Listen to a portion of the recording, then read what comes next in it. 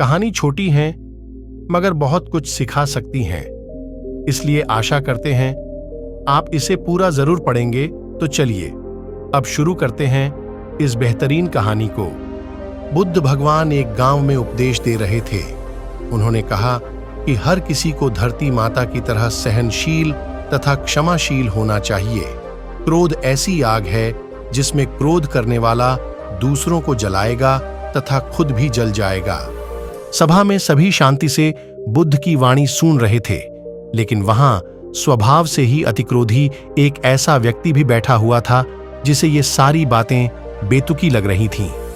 वह कुछ देर ये सब सुनता रहा, फिर अचानक ही आग बबूला होकर बोलने लगा, तुम पाखंडी हो, बड़ी बड़ी बातें करना यही तुम्हारा काम है।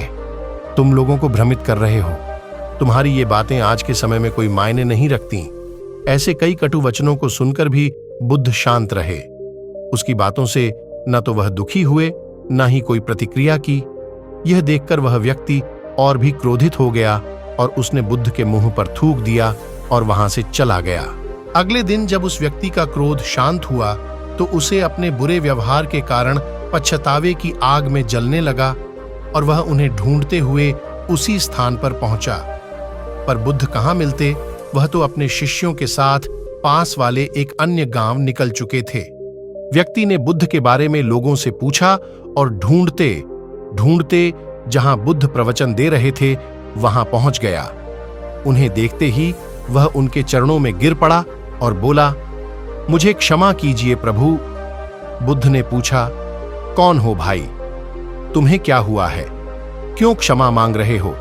उसने कहा, क्या आप भूल गए, मैं वही हूं जिसने कल आपके साथ बहुत बुरा व्यवहार किया था। मैं शर्मिंदा हूं, मैं मेरे दुष्ट आचरण की क्षमा याचना करने आया हूं। भगवान बुद्ध ने प्रेम पूर्वक कहा, बीता हुआ कल तो मैं वहीं छोड़कर आ गया और तुम अभी भी वहीं अटके हुए हो। तुम्हें अपनी गलती का आभास हो गया, तुमने पश्चाताप कर लिया, तुम निर्मल हो चुके हो। अब तुम आज में प्रवेश करो। बुरी बातें तथा बुरी घटनाएं याद करते रहने से वर्तमान और भविष्य दोनों बिगड़ते जाते हैं। बीते हुए कल के कारण आज को मत बिगाड़ो। उस व्यक्ति का सारा बोझ उतर गया।